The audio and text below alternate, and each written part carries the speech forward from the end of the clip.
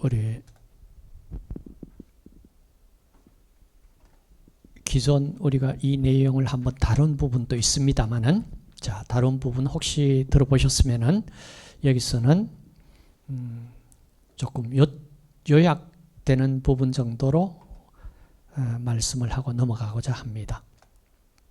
우선 영양사 국가시험은 자, 문항수가 어떻게 되느냐. 자, 2교시에 급식위생관계 법규에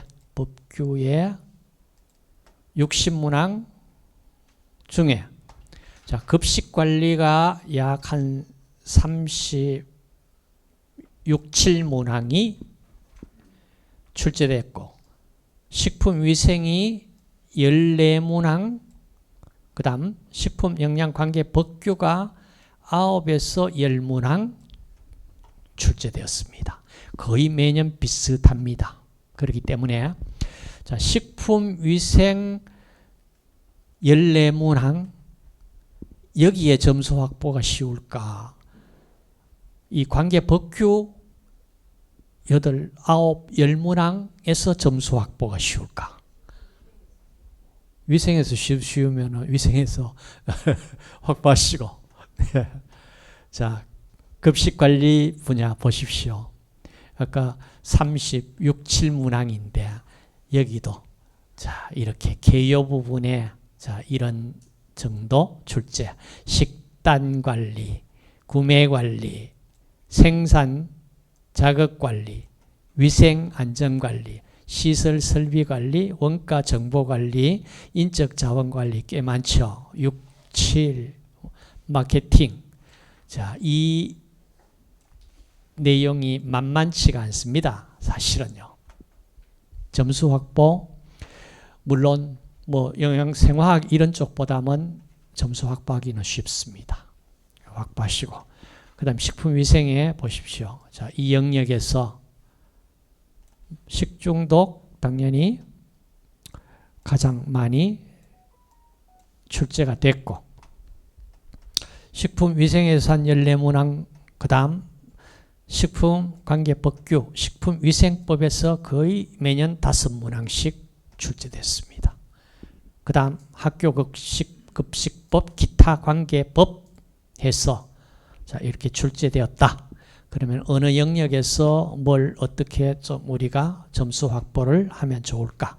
다시 말해서 절반이 식품위생법에서 문제가 출제된다. 나머지 각각 한 문제, 두 문제 정도로 출제가 된다. 자, 연도별 문항, 문제, 실제로 문제를 여러분들 보실 수 있고, 자, 식품관계 법규에서 자, 어떤 문제가 출제됐느냐?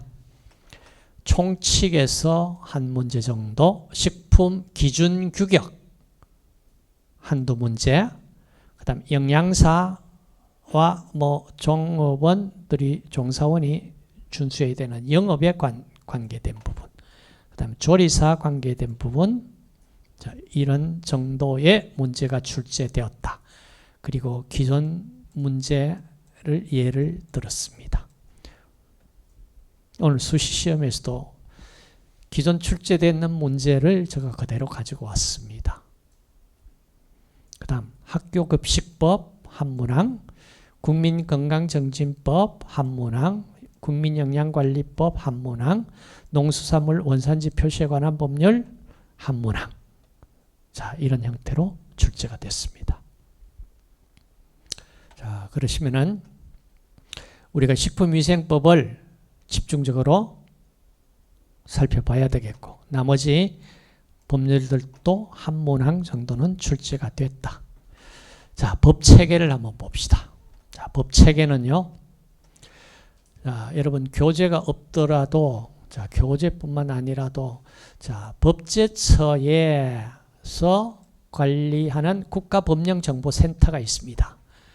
자, 이 법령정보센터에 들어가시면은 우리나라 모든 법, 시행령, 시행규칙, 뭐 고시 싹 다 수록되어 있습니다. 이제 거기에서 찾아서 우리가 필요한 부분 공부를 하시면 되는데, 아마 그거 다 찾아가지고 한다면은 아주 두꺼운 법전 만들어질 겁니다.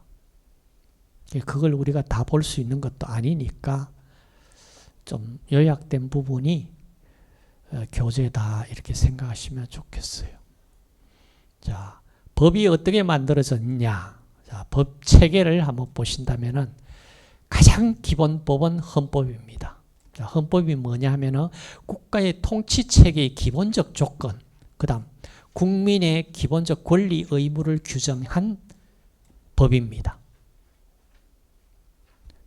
그러니까 헌법에 위배되는 법을 다른 많은 법이 있지만 헌법에 위배되도록 법을 만들었다.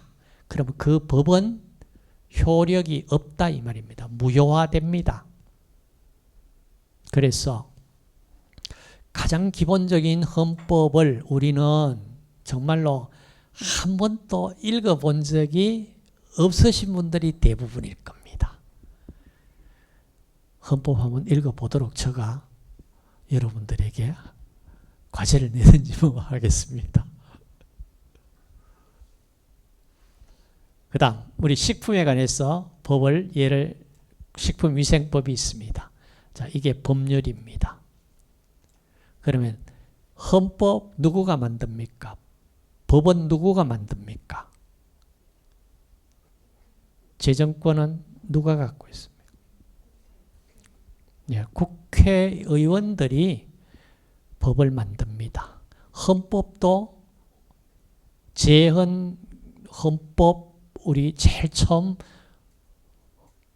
국회에서 만들었습니다. 그러니까 법률 국회의원이 만들었습니다. 왜 국회의원이 만들었냐? 국민이 주인인데 그 국민 한 사람 한 사람에게 다 이 법을 만들 수 있도록 다 모여라 이렇게는 불가능하잖아요. 그러니까 국민의 대표권을 가졌는 국회의원들이 모여서 법을 만들었다 이 얘기입니다. 자, 법을 만들었어요. 그럼 법은 누구가 국회에서 의결해서 만들어 가지고 대통령이 서명 공포해서 성립됩니다. 그러면 그 법에는 상세한 부분까지 담지를 못해요. 그러면은 이 법을 시행을 하려고 할 때 상세한 부분을 이제 시행령에서 담습니다. 자, 시행령은 대통령령으로 나옵니다. 대통령령으로. 그래서 시행령은 법제처 심의를 거쳐 가지고 국무회의 의결해서 공포 발령은 대통령령으로 냅니다. 그러니까 대통령 위임 입법입니다. 다시 말해서 대통령이 마음대로 어떤 시행령을 만들어서 공포할 수는 없잖아요. 어디? 위에 법률에서 그 시행을 하기 위해서 필요한 명령을 내려도 좋다고는 위임을 받아가지고 시행령을 냅니다. 자, 시행령만 가지고 그 법을 시행하려고 보니까 또 세부적인 거는 시행령에 안 담긴 부분까지 있어요. 그걸 이제 또 누구가 세부적인 시행 규칙을 만들어서 법을 시행을 할 수 있도록 만들어야 됩니다. 그럼 이거는 누구가 하느냐 하면은 시행 규칙은 우리 식품위생법의 경우는 총리령으로 나옵니다. 자, 그런데 다른 어떤 장관이 있는, 그러니까 행정부에 부가 있는 그쪽에서는 각 부의 장관의 영어로 나옵니다. 그런데 식품에 관해서는요, 식품에 관련된 그 행정부 장관이 있냐? 없잖아요. 식품은 워낙 여러 부서가 관여가 돼 가지고 만들어지기 때문에. 그리고 식품에 가장 많이 그래도 관여가 되는 행정부처는 식약처입니다. 식약처는 식약처장이 차관급이에요. 장관급이 아니거든.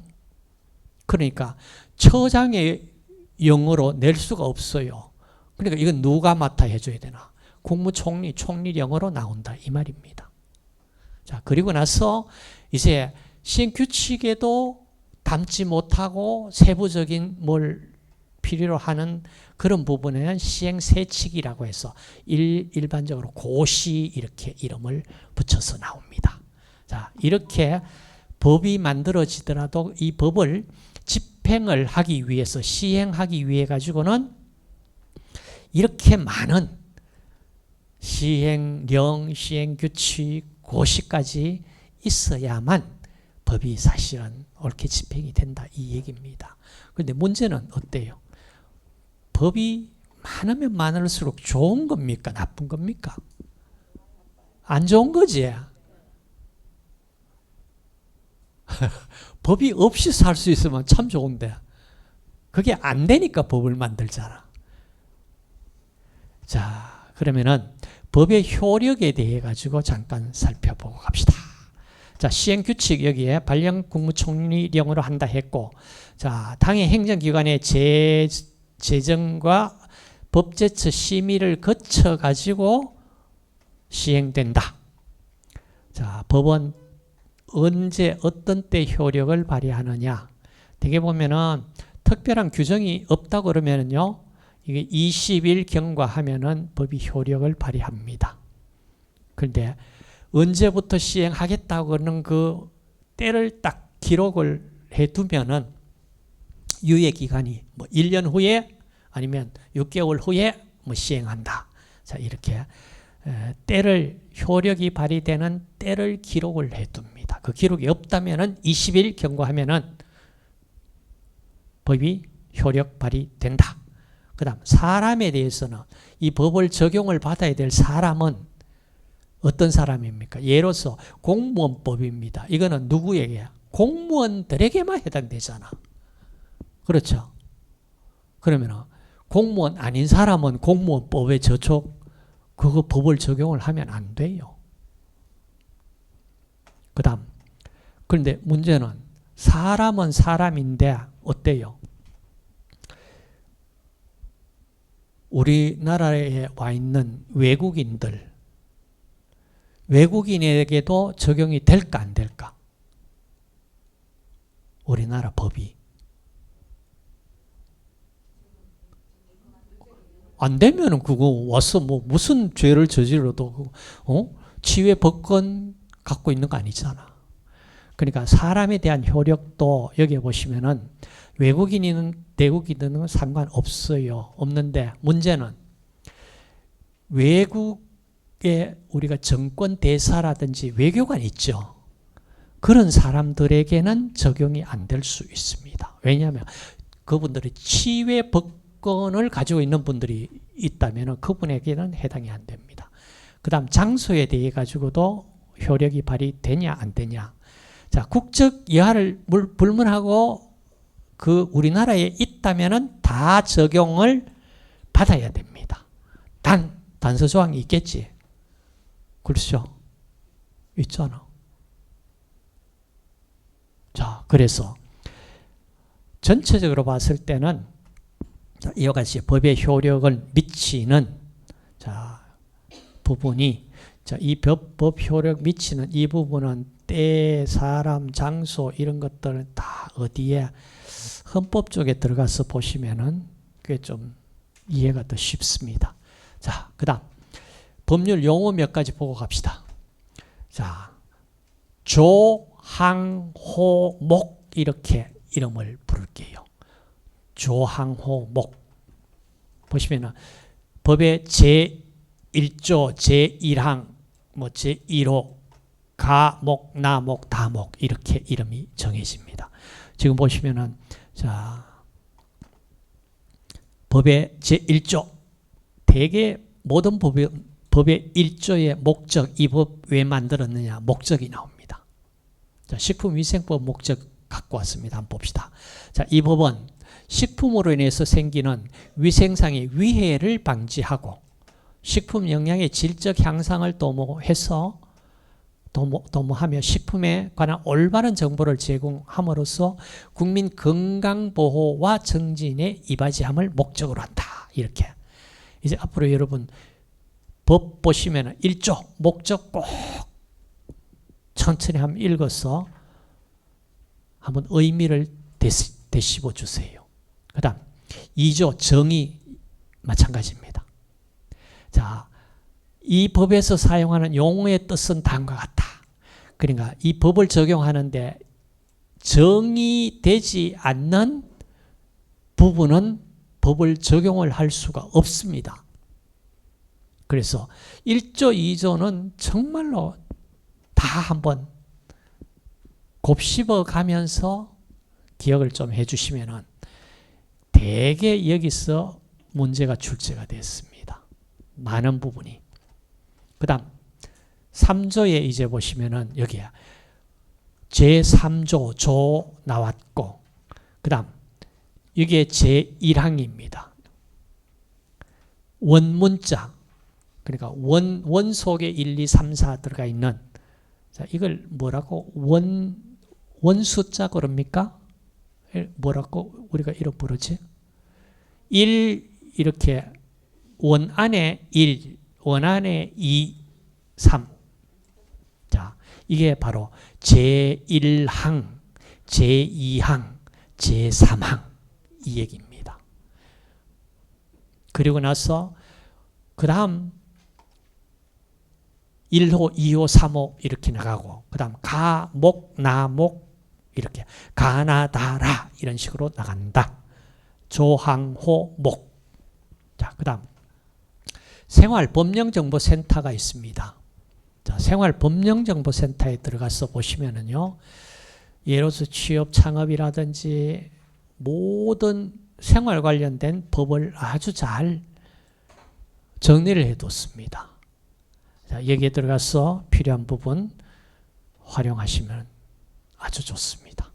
그 다음 계속해서 나중에 과제나 좀 합시다. 예, 예, 예. 그 다음 법률 용어 이거는 시험에 나올 수 있습니다. 자, 법률 용어. 자, 이상, 이하, 이전, 이후, 이내 이 들어가는 건 전부 그 수치를 포함한다. 여러분 수치 포함하는 걸 이렇게 제가 검은 이 원어로 표현을 했습니다. 수치 포함하지 않는 것은 이렇게 흰 원어로 표현을 했습니다. 초과 미만 넘는 이건 수치 포함하지 않는다 얘기입니다. 그 다음 내지 어디에서 어디까지 자, 이거는 시작과 끝 모두 포함합니다.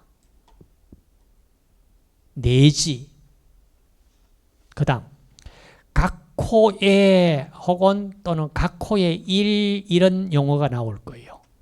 각호의 뜻은 호 전부를 의미합니다. 각호의 일 그러는 것은 여러 가지 호 중에 어느 하나 호만을 의미합니다. 어느 하나 호만을. 그 다음 전사항, 제사항 이런 용어가 나오는데 전사항은 사항을 포함하지 않는 전사항은 그 항을 포함하지 않고 그 앞쪽에 있는 앞에 있는 4개의 항을 말한다 이 말이에요. 그 다음 제사항은 4번째 오는 제사항만을 의미한다. 이해를 하셔야지 이거 외우려고 하면 안 외우십니다. 예. 예. 그 다음, 준용한다, 이런 용어가 많이 나옵니다. 자, 비슷한 내용의 조항을 되풀이하지 않고 그 조항에 필요한 사항만을 적용한다, 이런 뜻으로 준용한다, 이런 얘기입니다. 그 다음, 그러하지 아니하다. 그러하지, 부정이고 아니하다, 부정. 부정의 부정이니까 긍정입니다. 그러니까 허용 뜻입니다. 그 다음 하여서는 아니 된다. 이거는 하면 안 된다. 불어 뜻입니다. 그 다음 병과한다 이런 용어가 자주 나옵니다. 범칙사항에서 징역형과 벌금형을 동시에 다 부과한다 이런 뜻입니다. 병과한다. 그 다음 뭐 공하는 이런 용어가 나올 거예요.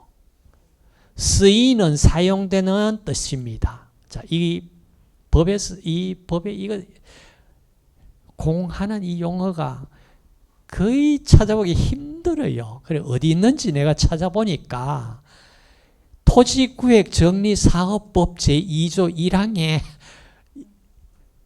이게 쓰여졌었어요.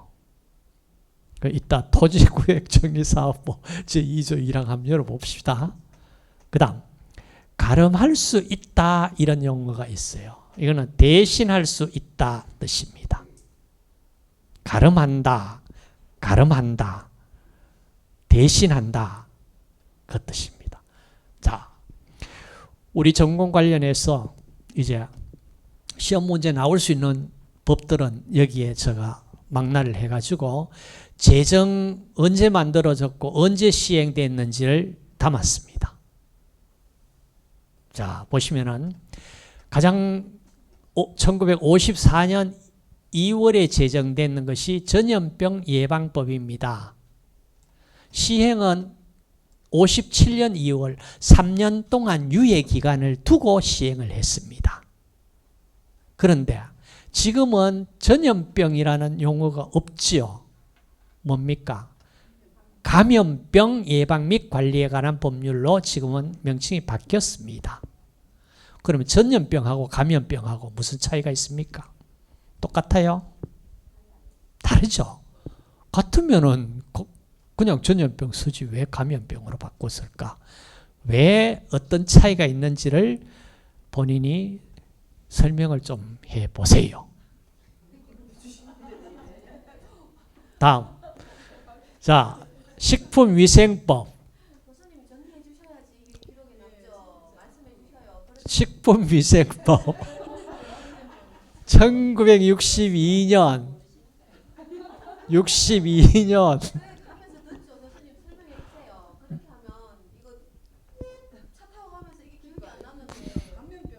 이거 다 들어갑니다. 그러니까 전염이 되지 않는 병까지 다 포함을 했다. 감염병은. 그래.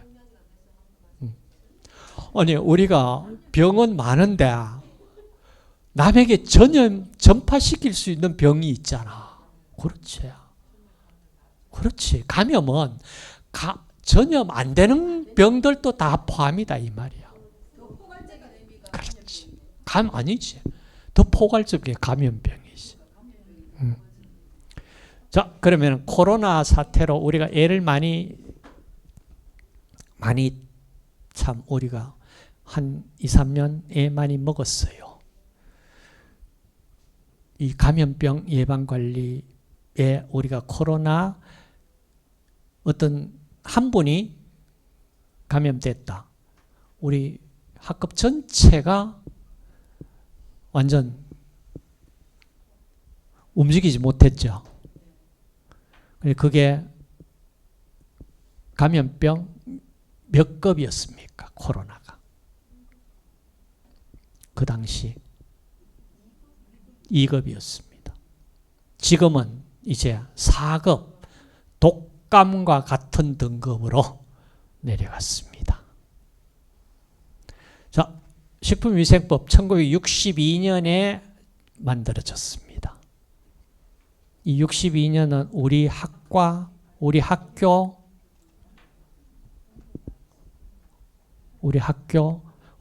만들어진 해입니다.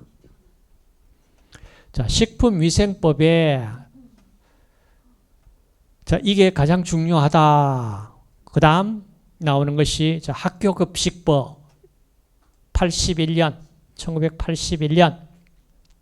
제정, 국민건강정진법 1995년, 그 다음 공중위생관리법 1992년, 위생사 면허 바로 공중위생관리법에 근거를 두고 있습니다.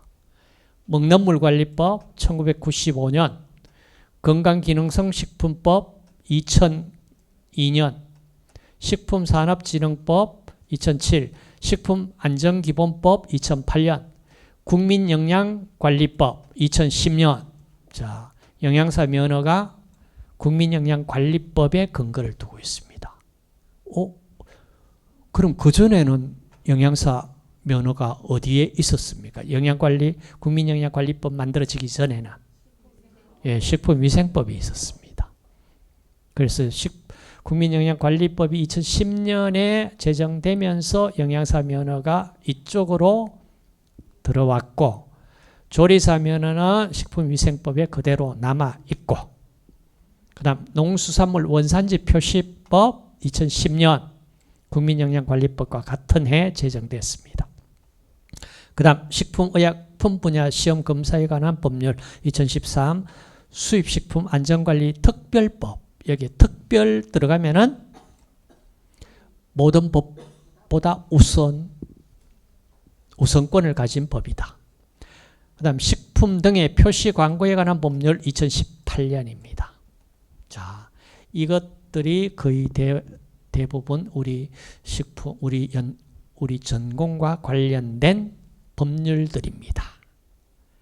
자, 재정연도는 좀 기억을 해 두시면 좋겠습니다. 문제 자주 나왔는 게 식품위생법 1962년, 이거는 문제가 자주 보였어요. 다음. 자, 이 사이트 이제 앞으로 많이 활용하십시오. 법제처 국가법령정보센터. 자, 그 다음 세계법령정보센터도 있습니다. 자, 이거. 자, 세계법령정보센터에 들어가시면은, 자, 여기에 하나 가지고 왔는데, 미국 법령정보 해서 미국 연방식품, 의약품 및 화장품법에 의해 가지고 미국에는 식품을 어떻게 정의를 했을까? 세계 각국의 법령을 다 찾아볼 수 있습니다. 찾아볼 수 있어요.